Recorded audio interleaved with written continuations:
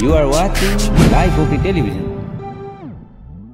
Life okay समाचारको साथमा Balvatika school Pepsicola learning made simple जीवा a life to your style wellness mall a natural way to improve your health. नमस्कार, life okay समाचारमा स्वागत छ। सुरुमा मुख्य समाचार। सरकार गिराउन र निर्वाचन प्रक्रिया बिथोल्न अनेक प्रपञ्च भइरहेको, चोलेन्द्र शमशेर राणा विरुद्ध महाअभियोग प्रस्ताव दर्ता, अमेरिकन सहयोग परियोजना एमसीसी विरुद्ध देशव्यापी प्रदर्शन,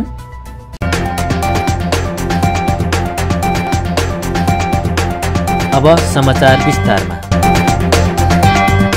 नेकपा माओवादी केन्द्रका अध्यक्ष पुष्पकमल दाहाल प्रचण्ड गठबन्धन टुटाउन, सरकार गिराउन र निर्वाचन प्रक्रिया बिथोल्न अनेक प्रपञ्च भइरहेको बताउनु भएको छ। 27औं जनयुद्ध दिवसका अवसरमा आइतबार पार्टी कार्यालय पेरिस टाढामा आयोजित कार्यक्रमलाई सम्बोधन गर्दै अध्यक्ष प्रचण्डले प्रतिगमन विरोधी सत्ता गठबन्धन विरुद्ध षड्यन्त्रहरू जारी रहेको बताउनु भएको हो। उहाँले अहिलेको गठबन्धन संविधानको रक्षा, लोकतान्त्रिक गणतन्त्र र राष्ट्रियताको रक्षाका लागि बनेको भन्दै कुनै एउटा खास परियोजनाका लागि गठबन्धन नगरिएको स्पष्ट पार्नुभयो। उहाँले गठबन्धन जुन मूल्य र मान्यतामा रहेर गठबन्धन बनाइएको हो त्यसमा जनता समेत दृढ रहेको जिकिर गर्नुभयो। प्रचण्डले प्रतिनिधि सभाको बैठक प्रधानमन्त्री शेरबहादुर देउवाले भने अनुसार 25 सारिए पनि आरोप आफूमाथि लगाइएको गुनासो गर्नुभयो। उहाँले माओवादी नेतृत्व र नेताहरूलाई बदनाम गराउने षड्यन्त्र अनुसार आफूमाथि आरोप लगाइएको जिकिर गर्नुभयो।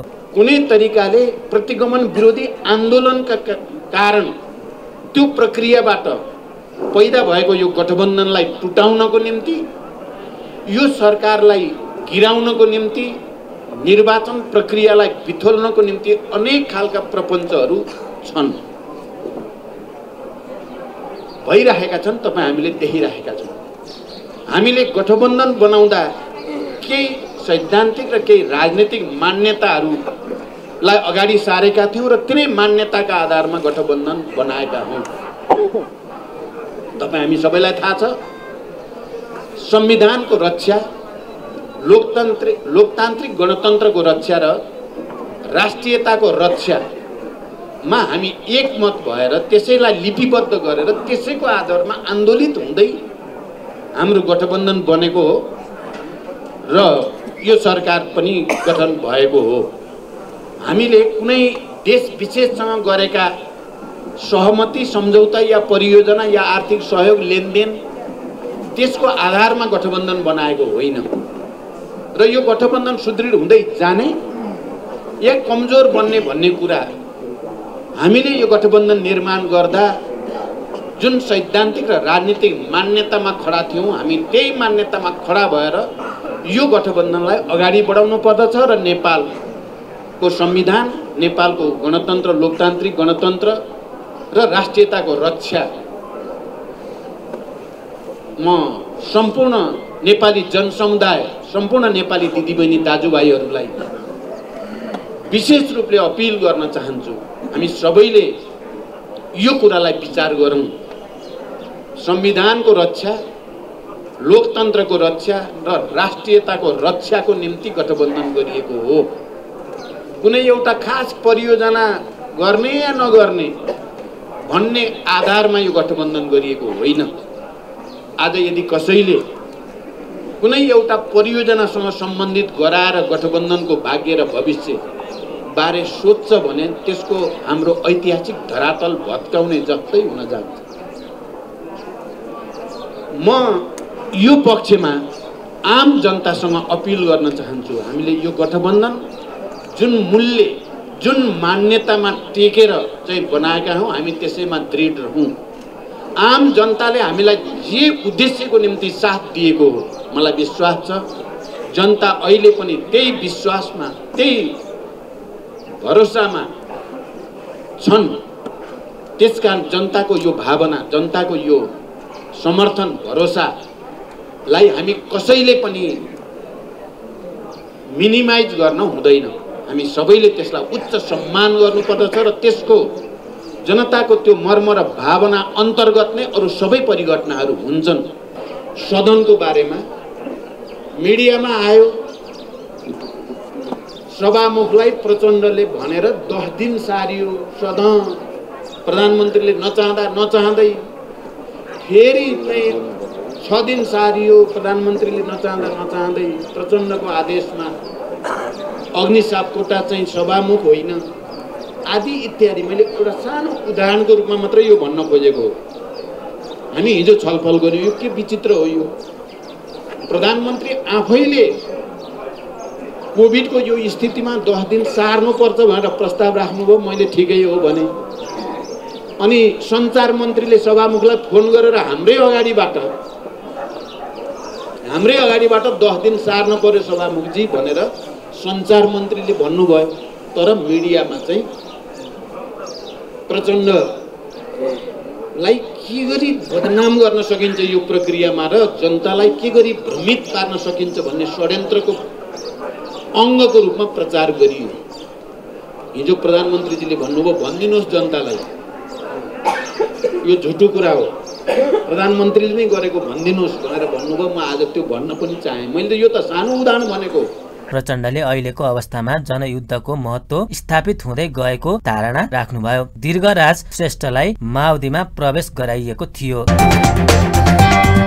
नेपाल बार एसोसिएसनले प्रधान न्यायाधीश चोलेन्द्र शमशेर राणा विरुद्ध महाअभियोग प्रस्ताव दर्ताको कदमलाई स्वागत गरेको छ। प्रधान न्यायाधीशको राजीनामा माग गर्दै आइतबार गरिएको आन्दोलनका क्रममा बारका अध्यक्ष चण्डेश्वर श्रेष्ठले प्रधान न्यायाधीशको बहिगमनका लागि दर्ता भएको महाअभियोग प्रस्तावको स्वागत गर्दै सफल हुने दावी गर्नुभयो। उहाँले प्रधान न्यायाधीश मात्रै नभई अन्य न्यायाधीशलाई पनि बिचौलियाको काम रोक्दै आफूमा सुधार गर्न सुझाव दिनुभयो। न्यायपालिकाको सुधार भए अन्य विषयलाई सुधार गर्न सकिने उहाँको भनाइ छ। श्रेष्ठले बारको आन्दोलन व्यक्तिको फाइदाको लागि नभएर समग्र न्यायपालिकाको सुधारका लागि भएको भन्दै प्रधान न्यायाधीशको बहिगमन नभएसम्म आन्दोलन जारी रहने बताउनुभयो।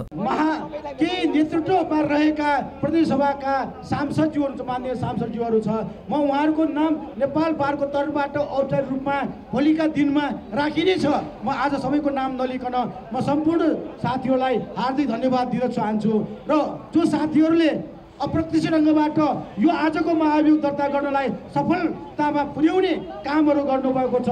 लक्ष्मणलाल कर्ण लगायतका वरिष्ठ अधिवक्ता लक्ष्मणलाल कर्ण लगायतका माननीय सदस्यहरू समेतलाई हार्दिक धन्यवाद दिन चाहन्छु।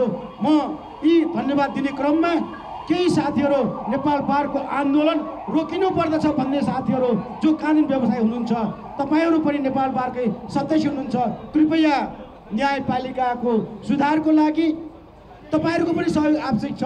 तपाईहरूले हिजोका दिनमा आज अघि बिहानसम्म जे गर्नुभएको छ त्यसलाई बिर्सनुहोस्। नेपाल बारले तपाईहरूको जुन हिजोको कदमलाई बिर्सन सक्नेछ कुन बेलामा जब तपाईहरूले न्यायपालिकाको सुधारको लागि यो अहिले जो महाअभियोग दर्ता भएको छ त्यो सफलतामा पुर्याउनको लागि तपाईहरूको योगदान दिनुहुनेछ। तपाईहरूले पनि अब सजिलोको लागि यो बाटो सजिलोको लागि तपाईहरूले हिजोका दिनमा नेपाल बारको विरुद्धमा जे जस्तो कुराहरू गर्नुभयो त्यसलाई विरुद्धमा हामीले लिँदैनौँ। न्यायपालिका सुधारको लागि बाटो फरक रूपमा लिनुभएको रूपमा लिन चाहन्छौँ। तर तपाईहरूले अझ पनि यदि आफूलाई सुधार गर्न चाहनु भएन भने नेपाल बार कानुन व्यवसायी मित्रहरूले तपाईहरूलाई क्षमा दिने छैन। यो कुरा म नेपाल बारको अध्यक्षको हैसियतले सम्पूर्ण 11,000 कानुन व्यवसायी 20,000 अधिवक्ताज्यूहरूको सबैको तर्फबाट तपाईहरूलाई हार्दिकतापूर्वक म विनम्र अनुरोध गर्दछु, कृपया आफूलाई सुधार गर्ने काममा लाग्नुहोस्। यो आज तपाईहरूले जो अभियानको रूपमा महाअभियोग प्रस्ताव दर्ता गर्नुभएको छ त्यो सफल प्राप्त गर्नको लागि तपाईहरूको योगदान रहनेछ, जसले हाम्रो बारको आन्दोलनको लागि हाम्रो बारको मागलाई 20% मात्र तिमीहरूको माग रहेको छ, 100% गर्नुपर्दछ भन्ने जो सुझाव हामीलाई एउटा रचनात्मक सुझाव दिनुभएको छ। तपाईहरूले पनि कमसेकम 20% त सफल भयो भनेर त्यो 20% सफल पार्नेतर्फ तपाईँले 100% सहयोग गर्नुहुनेछ।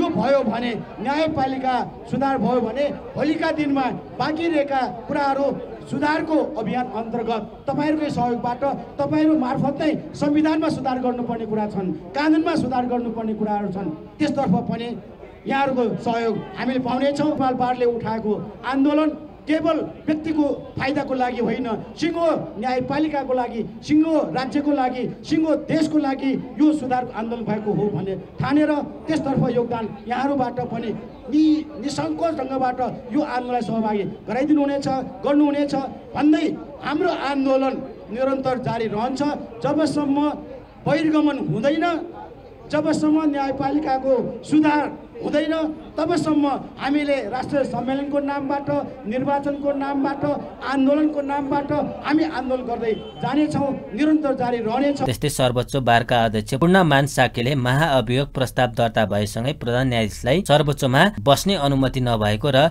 निलम्बित प्रधान न्यायाधीश भएको बताउनुभयो। उहाँले अर्को प्रधान न्यायाधीशको शपथ नभएसम्म आन्दोलन जारी रहने स्पष्ट पार्नुभयो। संसदका विभिन्न दलका जागरुक सांसदहरू सबै मिलेर आज उहाँहरूको विरुद्ध अविश्वासको यो महाभियोगको प्रस्ताव दर्ता भएको हामीले खबर पायौँ।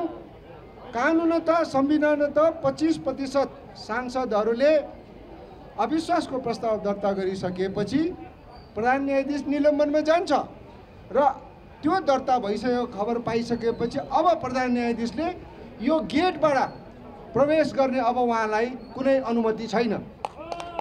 उहाँ अब निलम्बित प्रधान न्यायाधीश हो।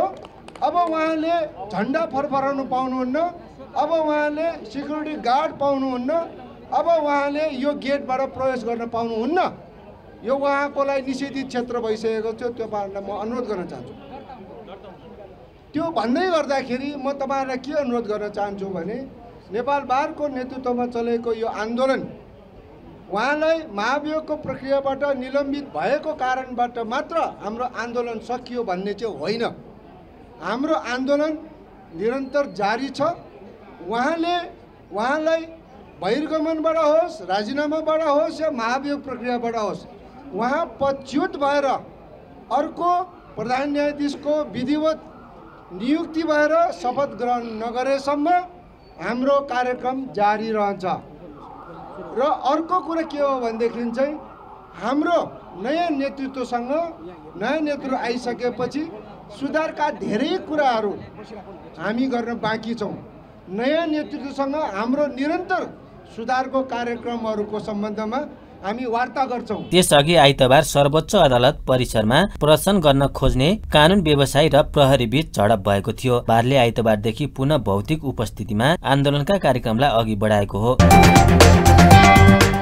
नेकपा एकीकृत समाजवादीका भातृ संगठनहरूले अमेरिकन सहयोग परियोजना एमसीसी विरुद्ध देशव्यापी प्रदर्शन गरेका छन्। एमसीसी राष्ट्रिय हित, सुरक्षा र सार्वभौमिकता विपरीत रहेको भन्दै उनीहरूले काठमाडौँ लगायत देशभर प्रदर्शन गरेका हुन्। काठमाडौँमा माइतीघरदेखि बानेश्वरसम्म विरोध र्याली निकालिएको थियो। कालोपट्टी सहित विरोधमा उत्रेका प्रदर्शनकारीले एमसीसी खारेज गर, वैदेशिक हस्तक्षेप अन्त्य गर, एमसीसी चाहिँदैन, देश बेच्न पाइँदैन लगायतका नारा सहित प्लेकार्ड प्रदर्शन गरेका थिए। एमसीसी को विरोधमा यति बेला विभिन्न राजनीतिक दल र तिनका भातृ संगठनहरूले प्रदर्शन गर्दै आइरहेका छन्। नेपालमा एमसीसी को विषय पछिल्लो समय थप पेचिलो बन्दै गइरहेको छ। एमसीसी संसदमा टेबल गर्ने कि नगर्ने भन्ने विषयमा सत्ता साझेदार दलहरू एकमत हुन सकेका छैनन्। अन्य जनसंगठन युवा संघ लगायतका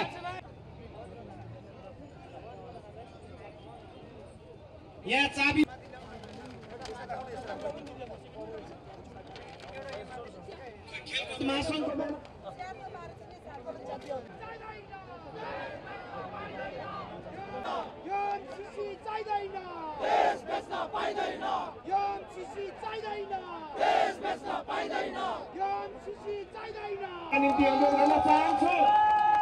त्यसै गरी पार्टीका आदरणीय नेता कमरेडहरू यहाँ हुनुहुन्छ भने म उहाँहरूलाई पनि एकमुष्ट उठेर अभिवादन गरिदिनका निम्ति अनुरोध गर्न चाहन्छु। कानून मन्त्री दिलेन्द्र प्रसाद बडुले न्यायालयको गरिमा जोगाउने चिन्ता नदेखिएकाले प्रधान न्यायाधीश चोलेन्द्र शमशेर जबरा विरुद्ध महाअभियोग दर्ता भएको बताउनु भएको छ। आइतबार संसद सचिवालयमा सञ्चारकर्मीसँग कुरा गर्दै संवैधानिक निकास दिनका लागि महाअभियोग दर्ता भएको बताउनु भएको हो। उहाँले प्रतिनिधि सभाका सांसदहरूले संवैधानिक निकास खोज्ने प्रयत्न गरेको पनि बताउनु भयो। प्रधान न्यायाधीश भनेको न्यायपालिकाको नेतृत्वकर्ता पनि हो। यो अवरोधलाई फुकाउनका निमित्त हामीले शक्ति पृथक्करणको सिद्धान्त अनुसार सरकारमा रहेको कारणले हामीले धेरै हस्तक्षेप गर्न सक्ने अवस्था हुँदैन र पनि हामीले गर्ने आग्रहहरू औपचारिक अनौपचारिक सबै आग्रहहरू हामीले गरिरहेछौं। तर यो अवरोधको निकास दिने कार्यमा नेतृत्वकर्ताको हैसियतले सम्माननीय प्रधान न्यायाधीशजीको जुन अग्रसरता हुनुपर्थ्यो, जुन तत्परता हुनुपर्थ्यो, जुन चिन्ता हुनुपर्दथ्यो, यो अवरोध ठिक होइन। यो अवरोधलाई फुकाउनका निमित्त र न्यायपालिकाको सम्मान, गरिमा र मर्यादालाई अझ बढाउनका निमित्त, त्यसमाथि आउन सक्ने खतरालाई बचाउनका निमित्त जुन चिन्ता उहाँले लिनुपर्दथ्यो त्यो कुनै चिन्ता देखिएको अवस्था थिएन र यसरी गतिरोधमा यदि न्यायपालिका रह्यो भने न्यायपालिकाको आवश्यकता र यसको गरिमामाथि प्रश्न उठ्ने अवस्था आइरहेको थियो। त्यसकारणले पनि प्रतिनिधि सभाका सांसदहरूले जुन संवैधानिक निकास खोज्ने प्रयत्न गर्नुभयो, सांसदहरूले आफ्नो विवेक प्रयोग गर्छन्। अहिलेको अवस्थाको निकास अब संवैधानिक निकास मात्र बाँकी रहेको अवस्था सबैलाई थाहा छ। त्यसमा सबैले विवेक प्रयोग गर्छन्। यो अवस्था रुचिकर अवस्था होइन मुलुकका लागि। एउटा स्वतन्त्र न्यायपालिका जसलाई अब जनताले सबभन्दा एकमात्र न्याय पाउने र संविधानको रक्षक जुन संस्था हो त्यसमाथि प्रश्न उठ्न सक्ने जुन अवस्था सिर्जना भइरहेको थियो त्यसबाट बाँचेको छ र अब न्यायपालिका अझ एउटा सबैको विश्वास, सबैको सम्मान र भरोसा आर्जन गर्ने संस्थाहरू यसलाई सञ्चालन गर्नुपर्छ। यो आग्रह त हामी सबैलाई। मन्त्री बडुले प्रधान न्यायाधीश विरुद्धको महाअभियोग प्रस्ताव 2/3 पारित हुने दावी गर्नुभयो। सत्तारूढ कांग्रेस, माओवादी र नेकपा एकीकृत समाजवादीका 98 सांसदले प्रधान न्यायाधीश चोलेन्द्र शमशेर राणा विरुद्ध महाअभियोग प्रस्ताव दर्ता गराएका छन्। उनीहरूले आइतबार संसद सचिवालयमा महाअभियोग प्रस्ताव दर्ता गराएका हुन्। महाअभियोगको प्रस्तावमा कांग्रेस सचेतक पुष्प भुषाल, माओवादी प्रमुख सचेतक देव प्रसाद गुरुङ र एकीकृत समाजवादीका प्रमुख सचेतक जीवन राम श्रेष्ठ छन्। आफ्नो संवैधानिक जिम्मेवारी पूरा गर्न नसकेपछि 21 बुधे कारण सहित महाअभियोग लगाउनु परेको प्रस्ताव गुरुङले बताउनुभयो। प्रधान न्यायाधीशमा कार्यक्षमता अभाव देखिएको, भ्रष्टाचारलाई प्रोत्साहन गरेको र न्यायिक सम्पादनमा क्षमता अभाव देखिएकाले महाअभियोग प्रस्ताव दर्ता गरिएको जानकारी दिनुभयो। न्याय दिने ठाउँ निरन्तर रूपमा उहाँको कारणले अवरुद्ध रहेकाले महाअभियोगको कदम चाल्नु परेको उहाँले बताउनुभयो। नेपालको संविधानको धारा 101 अन्तर्गत संसद सचिवालयमा प्रधान न्यायाधीश विरुद्ध दर्ता गरिएको गुरुङको भनाइ छ। विगत 3.5 वर्ष पूर्वदेखि चाहिँ सर्वोच्च अदालत चाहिँ एक प्रकारले गत्यारोधको अवस्था पैदा भएको छ। सर्वोच्च अदालतको लागि नेतृत्व गरिरहनु भएको सम्माननीय प्रधान न्यायाधीशले जुन प्रकारको भूमिका, दायित्व र जिम्मेवारी लिनुपर्दथ्यो त्यो जिम्मेवारी लिन सक्नु भएन, त्यो भूमिका निर्वाह गर्न सक्नु भएन, न्यायालयलाई सुचारू गर्न सक्नु भएन। न्यायालयलाई सुचारू गर्न नसकेको मात्रै होइन, निष्पक्ष स्वतन्त्र ढङ्गले न्याय सम्पादन गर्न नसकेको मात्रै होइन, त्यहाँ विभिन्न प्रकारका अनियमितताहरू, विकृति, विसङ्गतिहरू बढ्दै गयो। पक्षपात, भेदभाव लगायतका विभिन्न प्रकारका समस्याहरू चाहिँ बढ्दै गयो। त्यसले गर्दाखेरि उहाँले न्याय सञ्चालन सम्बन्धमा उहाँको असक्षमता, उहाँको अयोग्यता प्रष्ट देखिन्छ। यी सबै कारणहरूले गर्दाखेरि संविधानले व्यवस्था गरे अनुसार संविधानको धारा 101 को उपधारा 2 अनुसार चाहिँ महाअभियोगको व्यवस्था छ र त्यही महाअभियोगको प्रस्ताव को सन्दर्भमा संविधानले दिएको व्यवस्था अनुसार महाअभियोग कार्यविधि नियमन गर्ने ऐन 2059 को चाहिँ दफा 3 र उपदफा 1 र 2 को व्यवस्था अनुसार र प्रतिनिधि सभा नियमावली चाहिँ 2075 को नियम 161 को व्यवस्था बमोजिम चाहिँ 1/4 चाहिँ प्रतिनिधि सभाको 1/4 मान्य सदस्यज्यूहरूले महाअभियोगको प्रस्ताव दर्ता गर्ने व्यवस्था छ। त्यही अनुसार चाहिँ हामी हामी जम्मा 98 जना चाहिँ मान्य सदस्यज्यूहरूले हस्ताक्षर गरेर चाहिँ आज दर्ता गरेका छौँ। कुन पार्टीको सांसदहरू हुनुहुन्छ? यसमा नेपाली कांग्रेस, नेकपा माओवादी केन्द्र र समाजवादी एकीकृत समाजवादीसँग सम्बन्धित चाहिँ मान्य सदस्यहरू हुनुहुन्छ। र अब अरू चाहिँ प्रस्तावहरूको सन्दर्भमा तपाईँले सार्वजनिक पाइहाल्नुहुन्छ। हामीले त्यसमा अभियोगको सन्दर्भमा 21 मुद्दा चाहिँ इस्युहरू उठाएका छौँ। 21वटा बुँदा चाहिँ 21 बुँदामा प्रमुख बुँदा चाहिँ उठाएका चाहिँ छौँ। मुख्य रूपमा चाहिँ तपाईँको प्रमुख बुँदाहरूको सन्दर्भमा न्यायालयमा संविधानले दिएको जिम्मेवारी अनुसार चाहिँ न्यायालयको कार्यभारको नेतृत्व पुरा गर्न सक्नु भएन भन्ने कुरा नै प्रमुख कुरा हो। त्योसँग जोडिएको संविधानको भावना र मर्मअनुसार लोकतान्त्रिक मूल्य मान्यता अनुसार निष्पक्ष न्यायपालिकाको स्वतन्त्रता, निष्पक्ष ढङ्गले न्याय सम्पादन गर्नुपर्ने लगायतका विषयहरू लगायतका न्यायालयलाई स्वच्छ छविको रूपमा स्थापित गर्नुपर्ने यी सबै प्रकारका चाहिँ समस्याहरू जटिलताहरू त्यहाँ परेको हुनाले यिनै विषयहरूलाई केन्द्रबिन्दु बनाएर चाहिँ 21 बुँदे चाहिँ अभियोग पनि उठान गरिएको छ। तिनै कुराको आधारमा यहाँ दर्ता गरिएको हो। प्रधान न्यायाधीश चोलेन्द्र शमशेर जबरा विरुद्ध महाअभियोग प्रस्ताव दर्ता भएपछि उहाँ पदबाट स्वतः निलम्बन पर्नु भएको छ। संसदीय प्रक्रियामा महाअभियोगको प्रस्ताव छलफलमा हुने उक्त छलफलपछि छानबिन समिति बनाएर बयानका लागि बोलाउने प्रावधान रहेको छ। राष्ट्रिय सभामुख उपाध्यक्ष र प्रदेश सभाका उपसभामुखहरूले लैंगिक समावेशीकरणका सवालमा संविधानमा उल्लेख भएका व्यवस्थालाई कार्यान्वयनका लागि पहल कदमी गर्नुपर्ने जनाएका छन्। आइतबार सिंहदरबारमा राष्ट्रिय सभाका उपाध्यक्ष र प्रदेश सभाका उपसभामुखहरू बीचको अन्तर्क्रियाका निष्कर्ष बारे जानकारी दिँदै राष्ट्रिय सभाका उपाध्यक्ष शशिकला दाहालले संघ, प्रदेश र स्थायी तहका साथै राज्यका हरेक निकायमा लैंगिक समावेशीकरणलाई लागू गर्न 1/3 महिलाहरूलाई सहभागी गराई संवैधानिक व्यवस्थाको पूर्ण कार्यान्वयन गर्नुपर्ने निष्कर्ष निकालेको जानकारी दिनुभयो। संविधानको धारा 284 मा रहेको संवैधानिक परिषद सम्बन्धी व्यवस्थामा राष्ट्रिय सभा उपाध्यक्षलाई पनि समावेश गरी संविधान संशोधन गर्नुपर्ने, मौलिक हक अधिकार सम्बन्धी कानूनहरू कार्यान्वयन गर्न संसदीय निगरानी बढाउन आवश्यक पहल गर्नुपर्ने दाहालले बताउनुभयो। सभा सञ्चालन तथा सचिवालय सञ्चालन सम्बन्धी काम कारबाही सभामुख र उपसभामुख एवं अध्यक्ष र उपाध्यक्षको ठोस कार्य विभाजन नीतिगत रूपमै गर्न पनि माग गरिएको उहाँले बताउनुभयो। मध्ये र मुख्यमन्त्री, प्रदेशको मुख्यमन्त्री र प्रदेशको प्रमुख लगायत 1/3 कम्तीमा पनि 3 जना महिला हुनुपर्ने, त्यस्तै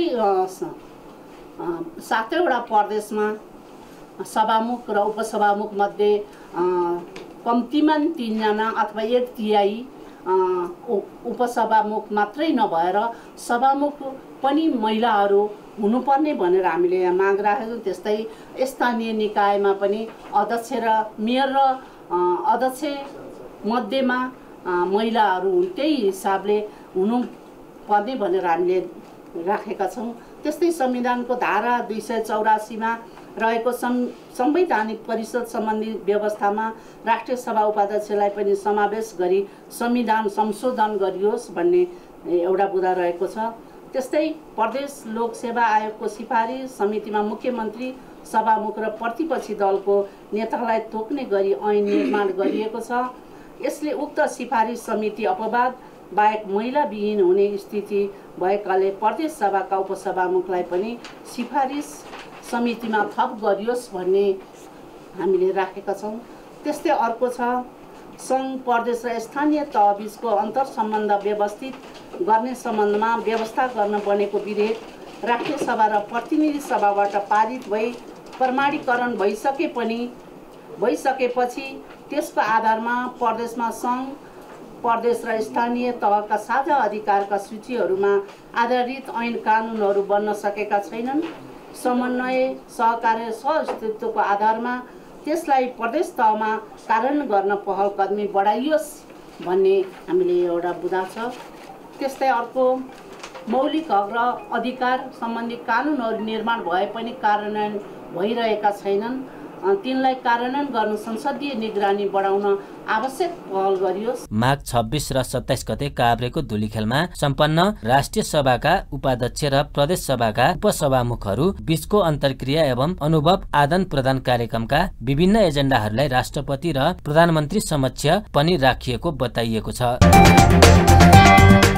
नेकपा एमाले निकट युवा संघ नेपालले हराएको भनिएको कोरोना विरुद्धको खोपको यथार्थ जानकारी माग गर्दै स्वास्थ्य सेवा विभागमा ज्ञापन पत्र बुझाएको छ। आइतबार विरोध प्रदर्शनका साथ टेकु स्थित विभाग पुगेका युवा संघ नेपालका नेता कार्यकर्ताले खोपका बारेमा जनतालाई जानकारी गराउन माग गर्दै ज्ञापन पत्र बुझाएको हो। 24 लाख खोप खोइ अभियान अन्तर्गत स्वास्थ्य सेवा विभागसँग जानकारी माग गरिएको संघका प्रवक्ता महाराज गुरुङले जानकारी दिनुभयो। खोपको वितरण र खरिद प्रक्रियामा अनियमितता भएको देखिएकाले संघले यस विषयमा निरन्तर आवाज उठाउने उहाँले बताउनुभयो। उहाँले खोपमा भ्रष्टाचार गरेकालाई न्यायालयको कठाघरमा उभ्याउने जिकिर गर्नुभयो।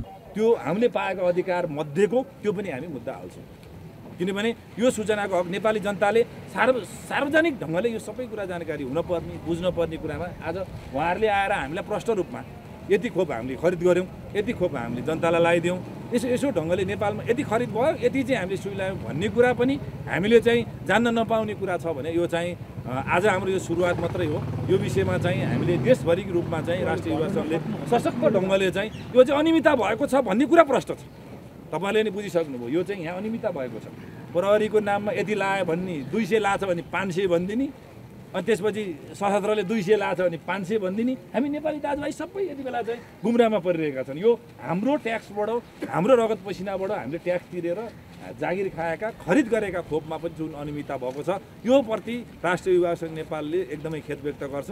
यो हामीले सुरुवात मात्रै छ। जनतालाई यो कुरा प्रष्ट रूपमा भन्नुपर्छ। जनतालाई यो कुरा प्रष्ट रूपमा भएन भने हामी जनतालाई गुमराहमा राख्ने र भ्रष्टाचार गर्ने जुन ढङ्गले गतिविधि गरेको छ यसका निम्ति चाहिँ हामी सशक्त ढङ्गले सडकमा आउँछौँ र जनताको बिचमा पुग्छौँ र यो जसले अनियमितता गरेको छ, जसले यो भ्रष्टाचार गरेको छ त्यसलाई न्यायालयको कठाघरामा हामी उभ्याउँछौँ। युवा सङ्घको ज्ञापन पत्र बुझ्दै स्वास्थ्य सेवा विभागका अधिकारीले कुनै पनि खोप नहराएको दावी गर्दै विभिन्न पालिकाहरूमा मौतात रहेको र यथार्थ विवरण आउन बाँकी रहेको बताएका थिए। युवा सङ्घले यसअघि खोप प्रक्रियामा अनियमितता भएको भन्दै स्वास्थ्य मन्त्री विरुद्ध अख्तियारमा उजुरी दर्ता गराएका थिए। नेपाली कांग्रेसले सिन्धुपाल्चोकमा निशुल्क स्वास्थ्य सामग्री वितरण गरेको छ। सिन्धुपाल्चोक जिल्लाका क्षेत्र नम्बर 1 अन्तर्गत 12 विषयमा आयोजित कार्यक्रममा कांग्रेसका केन्द्रीय सदस्य मोहन बहादुर बस्नेतले पहिला जनता बचाऊ राजनीति पछि गरौँला भन्ने नाराका साथ स्वास्थ्य सामग्री वितरण गर्नुभएको हो। 12 विषय नगरपालिका लिसङ्खु पाखर गाउँपालिका, भोटेकोशी गाउँपालिका, त्रिपुरा सुन्दरी गाउँपालिका लगायतका पालिका अन्तर्गत पर्ने सम्पूर्ण घर परिवार, बस्ती, स्कुल, कलेज, राष्ट्र सेवक, कर्मचारी लगायत माझ पुग्ने गरी पारासिटामोल तथा माग हस्तान्तरण गरिएको बस्नेतले जानकारी दिनुभयो। उहाँले निशुल्क वितरणका लागि ठूलो परिणाममा पारासिटामोल लगायत स्वास्थ्य सामग्रीहरूको व्यवस्थापन गरिएको जानकारी दिनुभयो। उहाँले जनताको जीवन रक्षा गर्ने र समस्या बुझ्ने पार्टी कांग्रेस मात्रै भएको उहाँले बताउनुभयो। अप्ठ्यारो परेको बेलामा कांग्रेसका सबै साथीभाइ मिलेर सिन्धुपाल्चोक जनतालाई हरेक अप्ठ्यारोको बेलामा सहजीकरण गर्ने, सुविधा दिलाउने, सहयोग गर्ने काम हामीले गरिआएको हो। र अब मेरो खुट्टा एउटा चाहिँ प्लास्टर गरेर म एक ठाउँमा बसिरहँदा चाहिँ साँच्चै नै यो कोरोनाको यो तेस्रो भेरिएन्टले बढी दुःख दिएला भन्ने हिसाबले अब यसरी भएन। म एकजनाले चाहिँ अलि असुविधा भोग्दा चाहिँ सिन्धुपाल्चोक जिल्लाका तमाम साथीभाइहरू, यहाँका नागरिकहरू, यहाँका विद्यार्थीहरू, यहाँका अभिभावकहरू र यहाँ भएका कर्मचारीहरू समेत हामीले यो कर्मचारीहरूलाई पनि दिने हो। राष्ट्र सेवक कर्मचारीलाई पनि यो बाँड्ने नै हो। तपाईँले 9 वटा बनाउनु पर्ने पनि बनाउनुहोस्, होइन जतिवटा वडा चाहिँ खाद्य त्यति बनाउने पनि बनाउनुहोस्। र तपाईँहरूले चाहिँ यो चाहिँ गाउँपालिकाका साथीहरू र वडाका साथीहरू बसेर अनि आफ्नो वार्डलाई चाहिने सामानहरू बुझ्नुहोस्। त्यो सामानहरू बुझेको 1 हप्ताभित्रमा तपाईँहरूले सबै जनताको घर घरमा तपाईँ जानुहोस् र धुरी गन्ती तपाईँले जानुपर्छ र त्यसको प्रतिवेदन तपाईँले क्षेत्रीय समितिमा पेश पनि गर्नुपर्छ। र त्यसमा भोलि जनतालाई स्वास्थ्य सम्बन्धी परेका अरू समस्याहरूका बारेमा पनि तपाईँले टिपोर गरेर लिएर आएर क्षेत्रीय समितिमा चाँडै मिटिङ राख्छ। तपाईँको सकेपछि फेरि त्यो मिटिङमा चाहिँ यो पेश गर्न मिल्छ। तपाईँले ती कुरा पनि जनतालाई अप्ठ्यारो परेका कुरा के छ, काङ्ग्रेसले कति सहयोग गर्न सक्छ। हामीले भनेका छौँ नि, सधैँभरि जनताको साथमा नेपाली काङ्ग्रेस, गरिबको साथमा नेपाली काङ्ग्रेस, विपदमा परेका मान्छेहरूको साथमा नेपाली काङ्ग्रेस। कार्यक्रममा माओवादी र एमालेका कार्यकर्ताहरूलाई नेता बस्नेतले कांग्रेस प्रवेश गराउनु भएको थियो।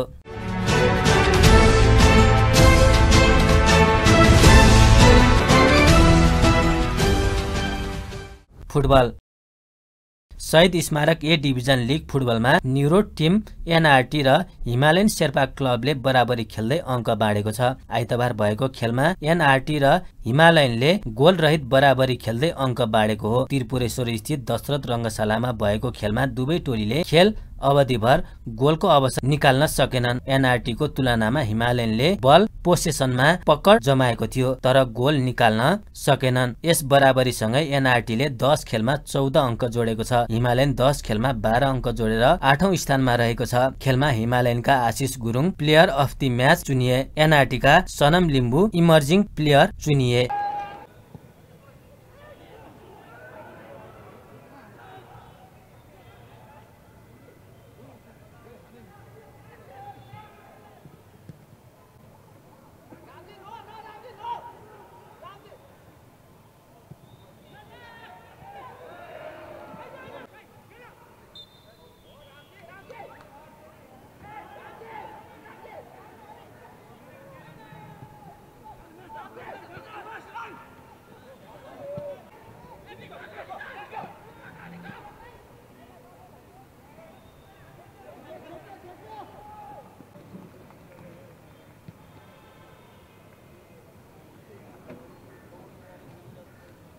आदरणीय दर्शकबिन कतारी रोहित शहीद स्मारकीय डिभिजन लिग फुटबल प्रतियोगिता 2078 मा अहिलेको पनि सम्पन्न खेल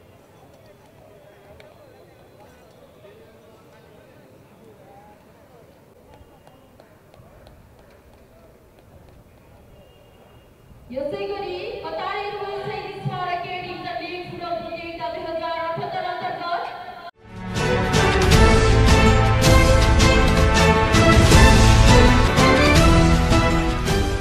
यस दिन नेप्से परिसूचक 101.24 अङ्क अर्थात् 3.61% घटेर 2700.32 बिन्दुमा झरेको छ। त्यसैगरी यस दिन सेन्सिटिभ इन्डेक्स 15.62 अङ्क घटेको छ भने फ्लोट इन्डेक्स 6.94 अङ्क र सेन्सिटिभ फ्लोट इन्डेक्स 5.26 अङ्क घटेको छ। नेप्से घटे पनि यस दिन कारोबार रकम भने घटेको छ। यस दिन 227 कम्पनीको 81,837 पटकको कारोबारमा 5 अर्ब 97 करोड 72 लाख 14 हजार रुपियाँ बराबरको 1 करोड 16 लाख 61 हजार किता सेयर खरिद बिक्री भएको छ।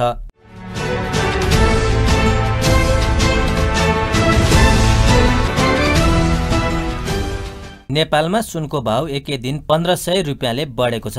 नेपाल सुनचाँदी व्यवसायी महासंघका अनुसार छापाला सुन प्रति तोला 95,500 रुपियाँ र तेजापी सुन प्रति तोला 95,000 रुपियाँमा कारोबार भइरहेको छ। यस दिन चाँदीको भाव भने प्रति तोला 1,300 रुपियाँ तोकिएको छ। अन्त्यमा प्रमुख समाचार फेरि एकपटक। सरकार गिराउन र निर्वाचन प्रक्रिया बिथोल्न अनेक प्रपञ्च भइरहेको। चोलेन्द्र शमशेर राणा विरुद्ध महाअभियोग प्रस्ताव दर्ता। अमेरिकन सहयोग परियोजना एमसीसी विरुद्ध देशव्यापी प्रदर्शन। हस्त अहिलेका लागि लाइफ ओके समाचार यति नै। हेर्दै गर्नुहोला लाइफ ओके टेलिभिजन। नमस्कार।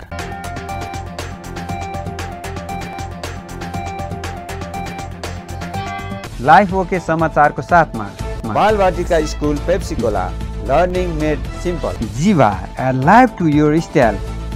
Wellness Mall, a natural way to improve your health.